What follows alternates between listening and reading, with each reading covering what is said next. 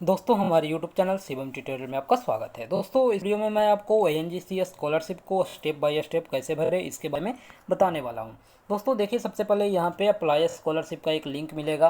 दोस्तों ANGC का जो स्कॉलरशिप का जो पोर्टल है उसका लिंक मैं नीचे डिस्क्रिप्शन में दे दिया हूँ। जैसे ही आप उसे ओपन करोगे तो आपके सामने एक लिंक अप्लाई स्कॉलरशिप का मिलेगा। आपको इस लिंक पे क्लिक करना है। जैसे ही आप क्लिक करते हैं तो आपके सामने ढेर सारे मिल जाएंगे, यानी बहुत सारे लिंक आ जाएंगे नीचे में। आपको जिस भी कोर्स के लिए स्कॉलरशिप अप्लाई करना है वो कर सकते हैं। देखिए, ये यूजी के लिए है, वो SC ST कैटेगरी के लिए, पीजी के लिए है, SC ST कैटेगरी की, ओबीसी के लिए है पीजी के लिए, उसके बाद ओबीसी यूजी है, उसके बाद जनरल पीजी है और जनरल यूजी है।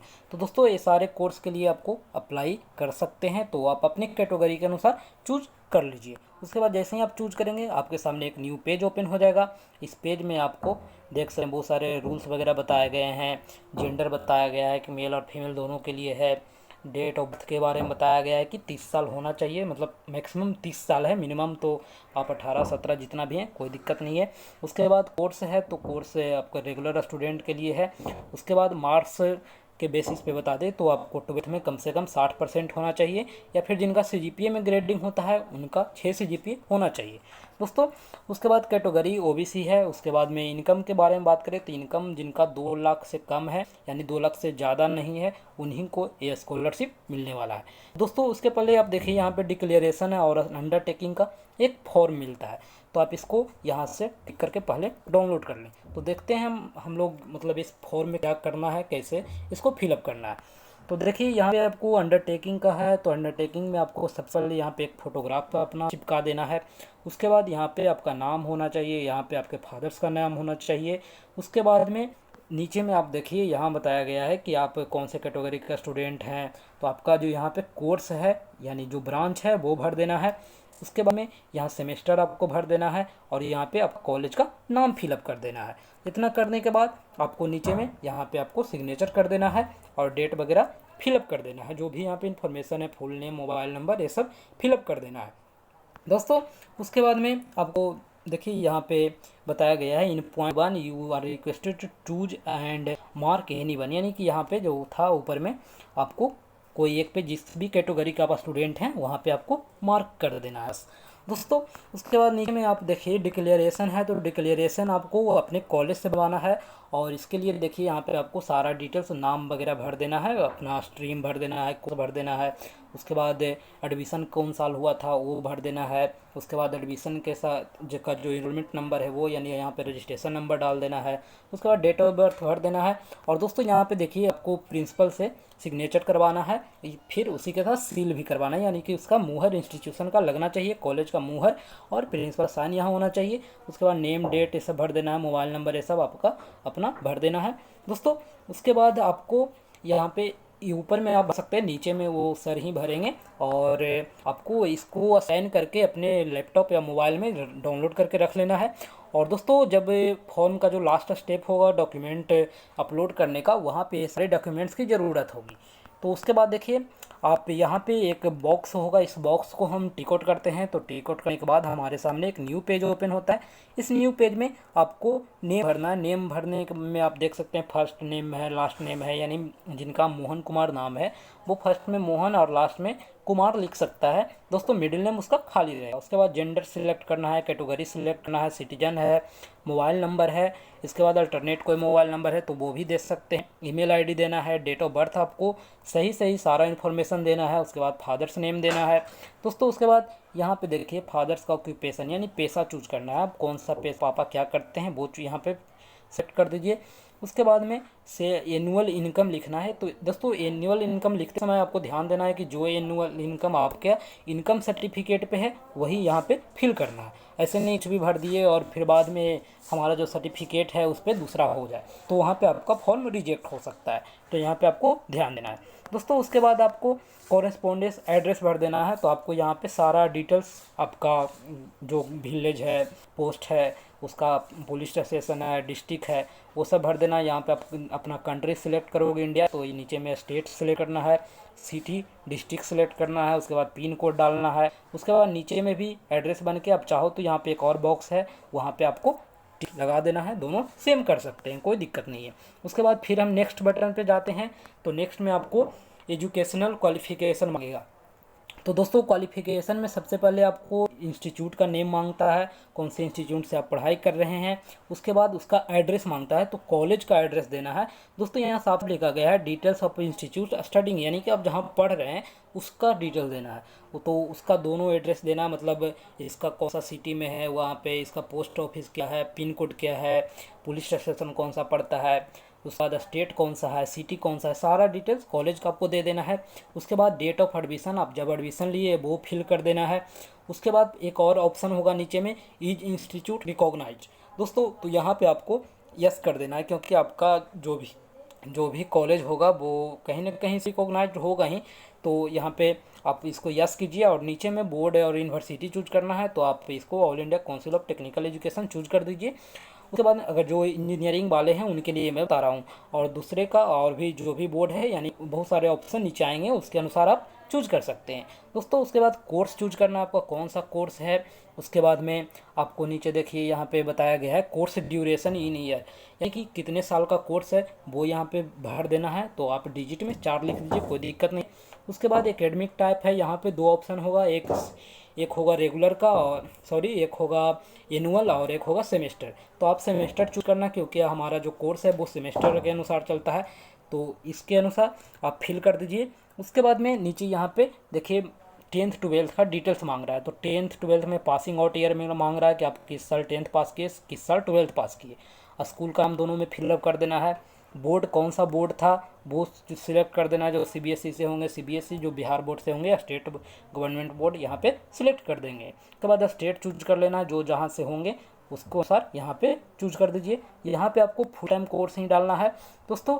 उसके बाद यहाँ पे आपको मार्किंग मतलब सिस्टम है, जैसे आपको ग्रेड में जो रिजल्ट है वो ग्रेड में मिलता है या फिर मार्क्स में, तो आपको यहाँ पे मार्क्स सिस्टम करना है, और यहाँ पे टोटल मार्क्स डालना है जो एग्ज़ाम में हुए थे। जैसे आपने मैट्रिक में 500 टोटल पूर्णांक था तो 500 डालना है, और बगल में एक ऑब्टेंड का ऑप्शन है, तो ऑब्टेंड में आपको जितना आया है उतना डालना है, और बगल में खुद ब खुद परसेंटेज कैलकुलेट हो जाएगा। जब आप करोगे तो आप देख लेना हो जा रहा है, मैंने किया है दोस्तों। उसके बाद में एक और नीचे जो पोर्ट और अगला स्टेप होगा उसमें फाइनेंशियल असिस्टेंस खोज रहा है। तो मतलब इसमें पूछा जा रहा है कि क्या जो अप्लीकेंट है, जो स्कॉलरशिप के लिए अप्लाई कर रहा है, उसको कोई अदर सोर्स से स्कॉलरशिप मिलता है या नहीं। तो आपको मिलता है तो यस कीजिए, नहीं मिलता है तो नो कीजिए। आप फॉर्म को नो यस पे मतलब कन्फ्यूज मत रहना, आपको मिल रहा है तो ही यस करना, नहीं मिल रहा है तो नो करिए और आगे बढ़ जाइएगा। यहाँ पे नेक्स्ट का बटन है, आगे बढ़िएगा। तो आगे बढ़ने पर आपको जो एक और अगला पेज खुलेगा, वहाँ पे आपको ईसीएस फॉर्म का खुलेगा। दोस्तों ईसीएस फॉर्म में आपको बैंक का टोटल डिटेल्स देना है, यानी कि आपका अपना बैंक अकाउंट होना चाहिए, उसका पूरा डिटेल देना है। यहाँ पे बैंक होल्डर का नाम है, उसके बाद यहाँ पे बैंक का जो नेम है वो सिलेक्ट करना है, ब्रांच चूज करना है आपको, उसका जो एड्रेस है वो सही सही फिलअप करना है। उसके बाद में बैंक का कोई टेलीफोन नंबर है तो वो दे दीजिए। उसके बाद बैंक का ब्रांच कोड होता है वो दे दीजिए, आईएफसी कोड दे दीजिए। अकाउंट का टाइप चूज करना है, इसमें आपको सेविंग कर देना है। उसके बाद लेजर नंबर तो इसको छोड़ दीजिए, लेजर हम लोग के लिए कोई यूजफुल नहीं है। उसके बाद में यहाँ अकाउंट नंबर आपने पासबुक के अनुसार भर दीजिए। दोस्तों इसको भरने के लिए आपको देखिए यहाँ पे बताया गया है all the step mention below are mandatory, यानी जो भी इसमें बताया गया है सारे मैंडेटरी है उसमें। और देखिए यहाँ पे unsigned and untested ECS form will be reject, यानी कहने का मतलब है कि ये जो ईसीएस फॉर्म है वो जब यहाँ पे आप फिल कर दोगे सारे, तो यहाँ पे देखिए ग्रीन बटन हो जाएगा और डाउनलोड ईसीएस फॉर्म।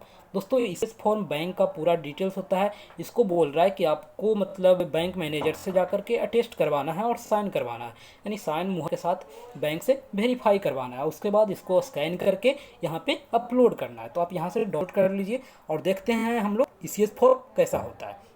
दोस्तों ईसीएस फॉर्म को हम ओपन करते हैं, तो यहाँ पे देखिए यहाँ पे सबसे पहले डिटेल होगा, जो बैंक अकाउंट का होल्डर है उसका नाम होगा, बैंक का नाम होगा, उसके बाद में अकाउंट वगैरह होगा, एड्रेस वगैरह दिया होगा, जो भी हम वहाँ पे फिल किए थे अभी वो सारा यहाँ पे आ जाएगा। और दोस्तों नीचे में देखिए यहाँ पे सिग्नेचर करना, यहाँ पे हम जो कस्टमर है वो यानी जो स्टूडेंट है उसका सिग्नेचर होगा, और नीचे में जो बैंक के अधिकारी होंगे, जो भी मैनेजर का ही सिग्नेचर करवाना है तो मैनेजर यहाँ पे साइन करेंगे और यहाँ पे अपना मुहर लगा दें। दोस्तों उसके बाद आपको इसे लेकर चलाना है और इसको स्कैन करके अपने लैपटॉप या फ़ोन में रख लेना है। दोस्तों फॉर्म भरने की जो प्रक्रिया है वो कई स्टेप में है। आप ऐसा नहीं है कि आप अभी बैठो और पूरा का पूरा कंप्लीट कर लो, ऐसा नहीं होने वाला है।